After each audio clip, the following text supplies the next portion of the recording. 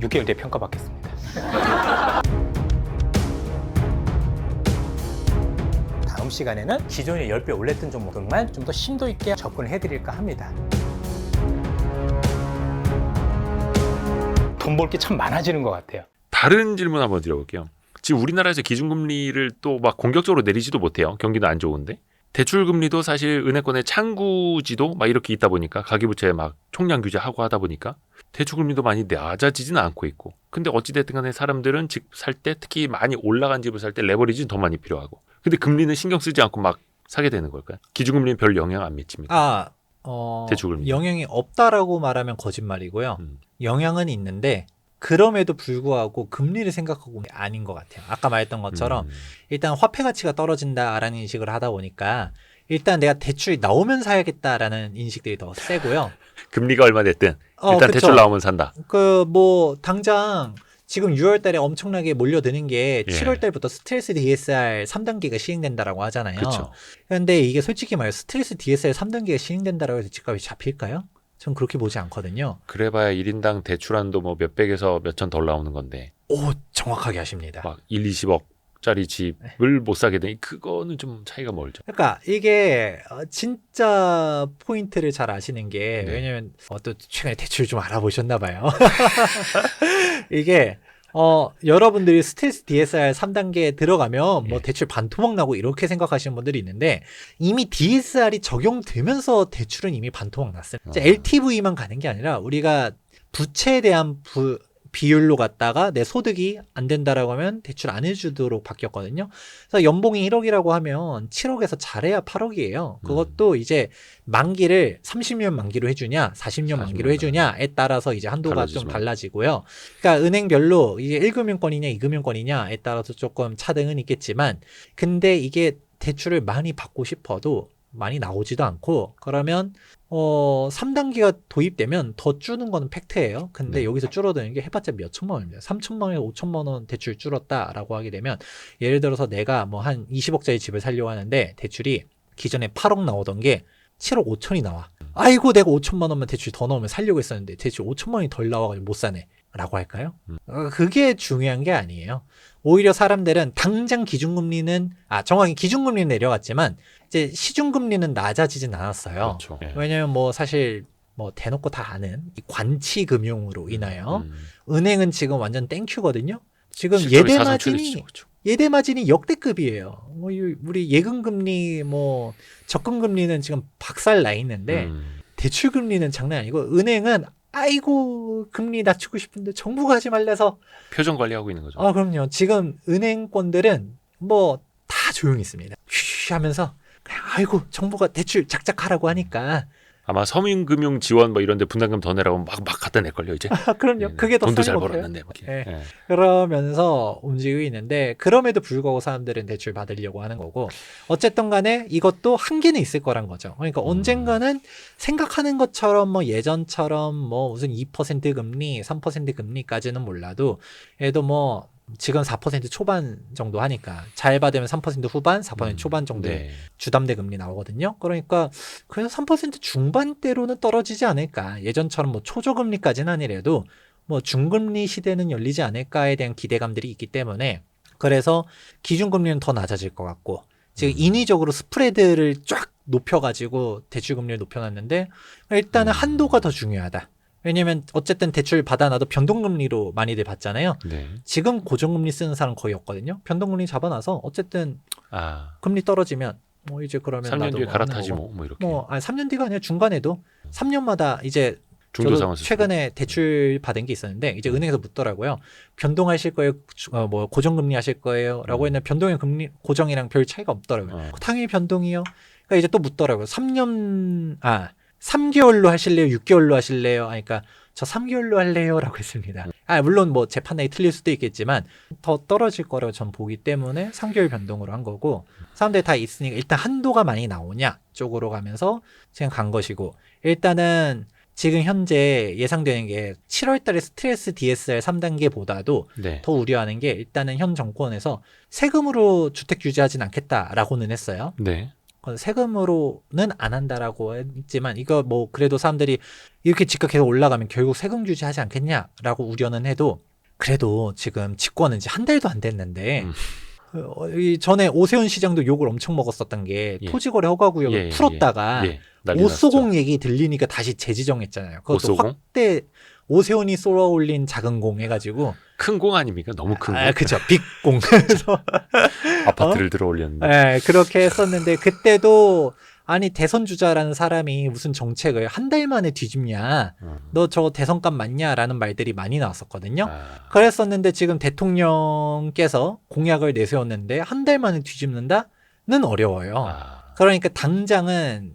이제 수요 억제 정책이 나오긴 세금으로는 좀 어려울 거다라는 말들이 좀 지배적이고요. 설령 하려고 해도 조금 텀은 좀 두자. 아직 장관도 임명이 안 됐고 지금 대통령께서도 지금 아직 현재 시점에서 한국에 안 계시잖아요. 네. 외국에 계시니까. 그러니까 현 시점에서 뭐 그런 얘기 안 할 거다라는 게 일단 1번. 일단은 공약이 있었던 것처럼 뭐 공급 정책 내놓을 거다는 일단 생각하고 있지만 그래도 뭔가 수요 억제를 하려고 하게 되면 지금 생각하는 게 대출 규제는 할 거다라는 말들이 많아요. 그러니까 어떻게 따지면 대출 규제가 옳은지 그른지는 뭐 전 모르겠는데 우리 대출 규제를 하게 되면 현금 부자들만 더 좋아지거든요. 결국은 그거잖아요. 어쨌든 지금도 소득이 없으면 대출이 많이 안 나와요.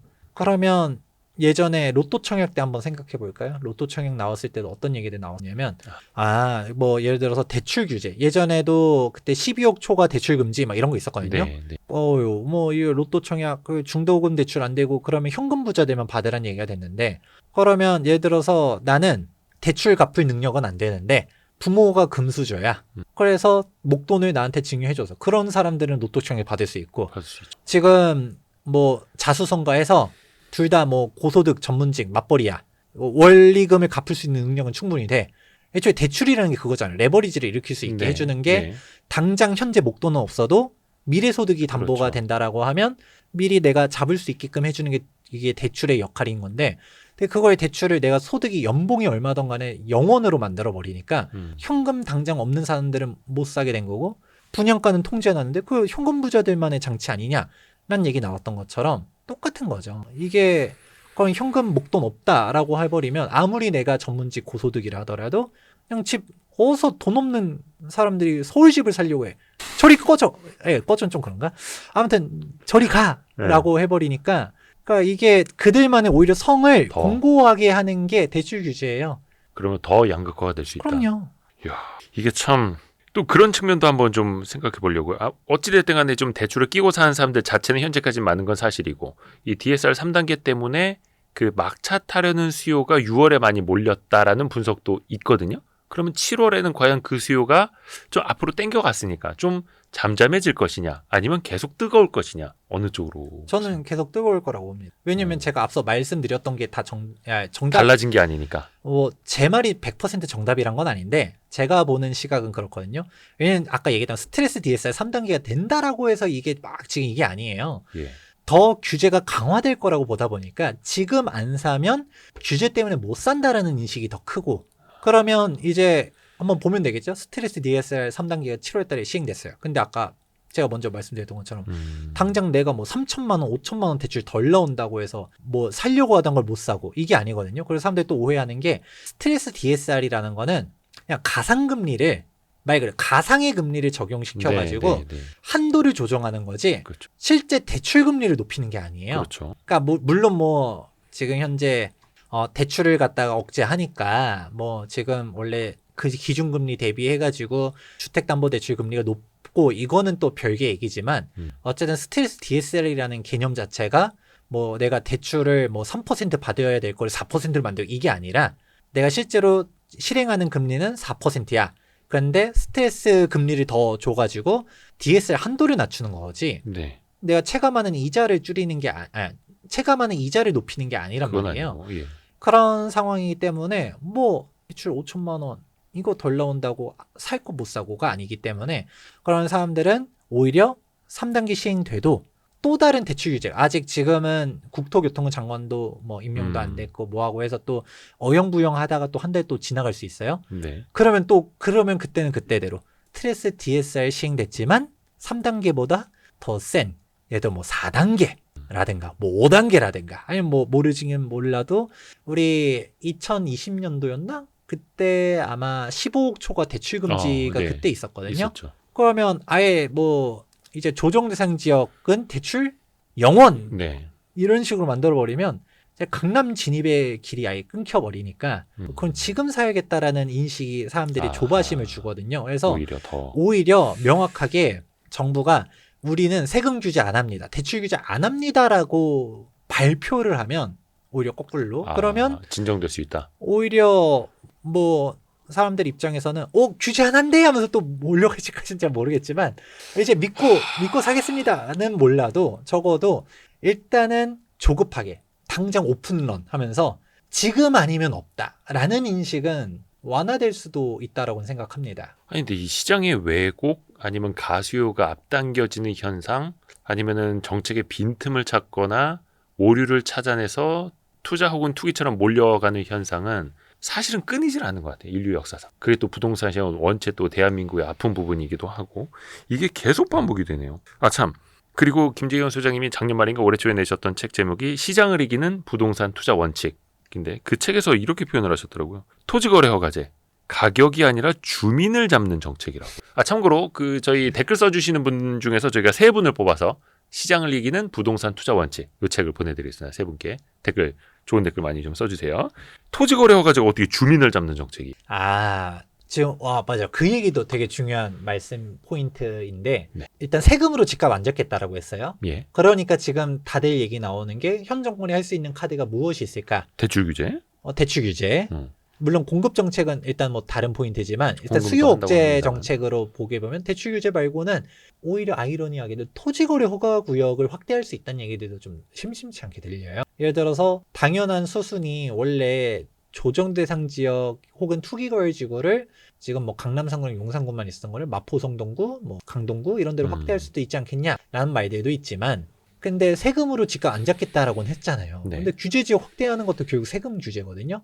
그러니까 그러면 세금은 아닌데 수요를 차단하고 그리고 또 그분들이 제일 싫어하는 게 갭 투자잖아요. 실수요도 아닌데 전세 끼고 매수를 하는 거는 나쁜 거다라는 인식이기 때문에 토지거래 허가구역을 거꾸로 조정 대상 지역으로는 안 묶어도 토지거래 허가구역 확대할 수도 있지 않겠냐라는 말들이 위로 요즘 좋지 않게 들리고 있어요. 네. 그런데 그러면 토지거래 허가구역에 대한 내용을 얘기했었을 때 일단 토지거래 허가구역에 대한 효과는 크게 2가지입니다. 우선은 일명 갭 투자가 안 돼요. 즉 실수요자들만 살아가 되니까 실제 전세를 거주를 끼고 해야 되니까. 그렇죠. 전세를 끼고 살 수가 없는 거고 그리고 아까 말했던 것처럼 결국은 내가 실거주를 해야 되는 거죠. 예. 그래 버리니까 우리가 뭐 예를 들어 잠실을 살려고 한다 하더라도 지금 30억이 넘어가죠. 근데 전세를 끼고서 갭 투자로 하게 되면 내가 10몇 억으로도 살 수 있는데 실거주를 해야 되니까 그러면 내가 어떻게 해야 되느냐? 이거를 풀 대출로 땡겨서 가든 뭘 하든 해야 되는데 DSR 때문에 솔직히 대출 10억 받기도 쉽지 않거든요. 네. 어지간한 소득 안 되면 네. 그러니까 내가 그럼 현금이 최소 20억 넘기 이런 상황들이 오는 건데 이제 원리금 부담을 내가 떠안아야 되는 거죠. 그 집을 가고 싶으면 돈 없으면 가지 마라라는 건데 근데 이게 이렇게만 얘기하면 뭐 당연하지라고 생각할 수도 있어요. 투기꾼들 실제로 거주할 것도 아닌데 왜 그렇게 갭 투자를 하고 저거 막아야 돼 라고 보실 수도 있겠지만 이게 매수자만 규제하는 게 아니라 매도자도 규제합니다. 매도자도 규제하는 거다. 왜냐하면 전세를 끼고 살 수가 없다는 얘기는 예. 매도자 입장에는 전세를 맞춰놓은 집을 팔 수가 없다는 얘기가 되거든요. 그러니까 이게 지금 강남 상권이랑 용산구 토지거래하고 쌍묶었지만 지금 강남 상권 용산구 엄청 뜨겁거든요. 그러니까 토지거래 허가구역으로 묶는다고 해서 그게 또 뭐 집값을 잡을 수 있는 것도 아니잖아요. 그러니까 이거를 정답은 이거예요. 수요 억제 효과가 있는 건 맞아요. 예. 갭 투자가 안 되게 되면서 수요가 억제되는 측면은 있지만 사실 결국은 수요 공급 그래프예요. 그러면 우리가 수요 곡선이 이동하는 게 더 크냐, 공급 곡선이 이동하는 게 더 크냐를 봐야 되는데 우리가 수요만 감소하는 게 아니라 공급도 감소하거든요. 그렇죠. 기사오른. 왜냐면 그러면 우리가 전월세를 준 집은 팔 수가 없다가 돼버리니까 그럼 내가 실거주한 사람만 팔아야 되는데 강남 상구랑 용산구를 가지고 있고 여기를 실거주를 하고 있는 사람이 이 집을 팔까를 생각해 보면 팔 수도 있겠죠. 그렇지만 그게 확률적으로 얼마나 되느냐라고 해봤을 때 매물 감소 효과가 더 커지니까 지금 거래소 강남 쪽은 가격이 문제가 아니라 매물이 없어요. 그러니까 매물 풍기가 되니까 그 돈으로 잡겠다라는 사람이 나오니까 신고가를 찍는 거고 오히려 그 금액이 스탠다드가 돼버려서 그냥 사람들이 다 우리도 얼마 이렇게 돼버리는 건데 그러니까 어떤 분들은 거래량도 없다. 그래서 저게 대표성 있는 가격이 아닐 것이다. 이렇게 보시는 분들도 있는데 그거 자체가 매물이 없기 때문에 어쩔 수 없는 현상이고 사람들은 그렇게 해서라도 쫓아가고 있고 그게 기준점이 또 되고 있고 이런 거예요. 그러니까 앞뒤가 안 맞는 거죠. 애초에 그게 대표성이 없다라고 말할 수는 있어요. 그게 애초에 표본이 얼마 안 되니까. 근데 문제는 그 표본이 얼마 안 되게 만든 게 토지거래 허가구역이라는 거죠. 그러니까 토지거래 허가구역을 만들었으니까 뭐 매물이 누군가는 이 금액에 팔고 싶은 사람이 많을 수도 있어요. 근데 반강제적으로 매물 공급量확 줄여버렸으니까 그러니까 대표적으로 재개발 재건축 같은 경우에도 전매금지 요건들이 있거든요. 토지거래, 투기거래지구 같은 경우는 재건축은 조합설 인가로부터, 재개발은 관리처분 인가로부터 이제 소유권 이전 등기 시까지 조합원 지위양도 금지 규정이 있습니다. 네. 10년 보유 5년 거주한 1세대 1주택자만 팔 수 있는데 그게 뭐 투기꾼 차단하겠다라는 뭐 좋은 취지인지까지는 모르겠지만 아무튼 그런 취지로 갔다가 갔어요. 근데 그렇게 가서 매물 거래량을 확 줄여버리니까 어쨌든 가고 싶은 사람 어떻게 하겠어요? 1세대 1주택자고 10년 보유하고 5년 거주한 그 사람한테서만 살 수 있는데 그 사람은 자기가 1세대 1주택자라는 거 자체가 평생 내 재산 그거 하나인 사람이에요. 네네네. 내 재산이 얼마나 이뻐 보이겠어. 내 새끼야. 그런데 팔기 너무 아까워. 누가 제발 좀 팔아달래. 갑질하는 거죠. 그럼 그게 어쩌다가 하나 팔리면 그게 그냥 스탠다드가 돼버리니까. 신고가 되고. 그러니까 그렇게 오히려 시장 논리대로 가려면 오히려 이런 허들들을 풀어야 되는데 안 푼 게 있고 또 주민들만 탄압한다라고 말씀드렸던 것은 이게 그런 결과론적으로 가격 안정 효과가 있냐 없냐 없어요. 가격 안정 효과가 없는데 근데 여기서도 가격 안정 효과가 있는 곳도 있습니다. 어디냐면 별로 관심 없는 동네. 왜냐면 여기가 강남 이런 데들은 너도 나도 가고 싶어 하잖아요. 토지거래 허가구역에 묶이든 안 묶이든 사람들이 달려갑니다. 그러니까 계속 신고가 찍고 뭐하고 그러거나 말거나 오히려 토지거래 허가구역 때문에 오히려 더 올라간 수도 있거든요. 매물이 잠기면서. 네, 매물 잠기면 더 올라간 걸 수도 있어요. 근데 상대적으로 비선호하는 지역들 예를 들어서 재개발 지역의 신석통합기획들 한번 생각해 볼게요. 또 재건축은 몸테크라도 하지만 재개발은 그 험난한 지역에 실거주할 사람 거의 없어요. 근데 여기를 토지거래 허가구역 묶어버리니까 가격이 눌려 있어요. 왜냐하면 지금 재개발 시장이 되게 웃긴 게 그냥 예정지가 있고요. 네. 서울시에서 심석통합기획으로 선정이 된 곳이 있어요. 예. 그러면 여기는 아무것도 아니야. 동일도 안 모였어. 여기랑 동일 모아서 선정까지 됐어. 네. 지금 정비기획안 입안을 했던가 아니면 공람공고를 했던가 아니면 수립 중이야. 네. 그럼 당연히 여기가 단계가 더 빠르니까 비싸야 되는 게 정상 아닐까요? 그렇겠죠. 근데 아니요. 비슷하거나 여기서 어쩔 때는 더 싼 매물도 있어요. 왜 눌려 있어요? 여기는 갭 투자가 가능하고 여기는 갭 투자가 안 돼. 그냥 단순히 실거주 여부에 따라서. 그쵸. 여기는 전세를 뭐 재개발 지역이 전세 보증이 비싸지도 않아요. 해봤자 1, 2억이에요. 그런데 그 1, 2억이라도 매매 금액이 5억인데 전세가 2억이야. 그러면 3억으로 투자할 수 있느냐? 네네. 매매 금액 똑같이 5억인데 그럼 매매 금액 똑같으면 당연히 단계 빠른 데를 가야 되지만 예. 여기는 전세를 못 껴. 현금 5억이 다 필요해. 일단 또 체감 가서 부담도 살아야 돼. 있고 그리고 무엇보다 그래 현금 5억 줄 수도 있어. 근데 실거주를 해야 돼. 이래 버리니까 매도자도 못 팔고 매수자도 힘들고. 그러니까 이게 여기는 수요 감소 효과가 더 큰 데는 가격이 눌리고 공급 감소 효과가 더 큰 데는 가격이 뛰고 이런 것인데 이제 뭐 우리가 안정되기 바라는 곳들은 사실 남들 다 원하는 동네들이잖아요. 예. 반포, 압구정, 이촌 이런 데들 그냥 이러면서 가고 있고 그냥 어정쩡하게 서울시가 토지거래 허가구역, 신통기획, 재개발 지역 이런 데들은 거래도 안 되고 가격도 눌리고 주민들도 힘들어하고 지금 그러고 있습니다.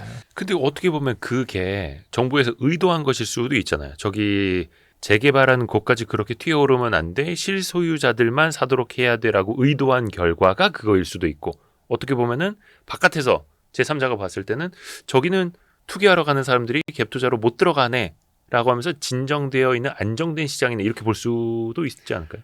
그럴 수도 있어요. 그러니까 이게 그러니까 투자자의 시선과 또 다를 수 있어가지고 예를 들어서 굳이 그래도 그 논리 부여를 하게 되면 그 네. 정책의 목적이 전 그거라고 봐요. 왜냐면 특히 재개발 재건축 같은 경우는 나중에 끝나고 나면 맨날 언론을 비판하는 게 뭐예요? 원조합원 비율이 뭐 30%도 안 된다, 뭐다. 결국 외지인들이 돈 다 벌었다, 원주민들은 쫓겨나갔다 이런 식으로 얘기하잖아요. 네네네. 근데 이게 발상의 전환을 해야 되는 게 원주민들은 쫓겨나간 건가요? 팔고 나간 건데 이게 참 관점의 차이일 수는 있겠습니다만 그럼 예를 들어서 거꾸로 얘기할게요. 그래서 외지인들이 오는 걸 차단시켜야겠다가 그 토지거래 허가구역을 한 건데 너 진짜 네. 실거주할 거 아니면 사지 마라고 한 거죠. 네. 그런데 그러면 원주민들 입장에서는 그러면 제가 이렇게 얘기해 볼게요. 원주민들 보고 재개발하면 너무 좋으니까 네. 그 이득을 투기꾼들한테 즉 외지인들한테 넘기지 말고 여러분들 원주민들이 다 향유하세요라고 하면서 아주 좋은 취지를 했어. 그럼 원주민들 재정착률을 지원하려고 하면 뭐 다른 정책 공약들도 많고 예를 들어 원주민들 원래 옛날 예전부터 정비계 공랑공고 전부터 있었던 사람들한테 뭐 저금리로 갖다 뭐 좀 더 지원해 준다든가 어르신들 뭐 돈 없는 사람들은 갖다가 뭔가 이주 대책도 좀 더 해준다든가 뭐 이런 쪽으로 재정착률을 높일 수 있는 방안들을 만들어 줘야 되는데 네. 그걸 단순히 거래를 못하게 만들어 버리니까 그 사람들 입장에서는 아까 얘기했던 것처럼 그 취지는 좋은데 예를 들어 대표님 보고 대표님이 매수한 예를 들어 가지고 있는 주택이 재개발 지역이에요. 예. 아니면 재건축 지역이야. 근데 원주민들 보고 야 재건축하면 너무 좋으니까 재개발 너무 좋으니까 재개발 재건축 완료될 때까지 평생 팔지 마세요. 라던가 아니면 팔려고 해도 시세가 어느 정도 높으면 뭐 내가 입주까지 가져갈 필요가 있을까? 중간에 뭐 팔고 이 정도 돈이면 나 만족해하면서 팔고 떠날 수도 있잖아요. 네. 만족 못하게 가격을 박살내버려요. 주변 시세는 다 10억씩 되는데 내 집만 6억으로 만들어버렸어. 그러면 입주 때까지 버텨야지 내가 이거 올라갈 것 같으니까 강제로 반강제 존버를 시키는 게 정상적인 걸까요? 지금 그 후자 쪽이라는 거야? 현실이? 그렇죠. 그러니까 예를 들어서 그게 아까 얘기했잖아요. 아무것도 아닌 동네랑 그래도 뭐가 된 곳이랑 가격 격차가 있어야 정상인데 얘를 반강제로 끌어내린 거예요. 그러면 그 소유자들의 재산권을 박살내가지고 이걸 맞췄다라는 건데 그러니까 시장이 왜곡돼 있다. 네. 가격이. 그게 조합원들을 위한 건지 뭔지 전 잘 모르겠고요. 그래서 오히려 어떤 재개발 지역이 이렇게 얘기해요. 자기가 이거 팔고 싶은데 못 팔아요. 안 팔려요. 라고 하면 그 추진준비위원회에서 그러니까 동의를 해주셔야 됩니다. 라고 하거든요.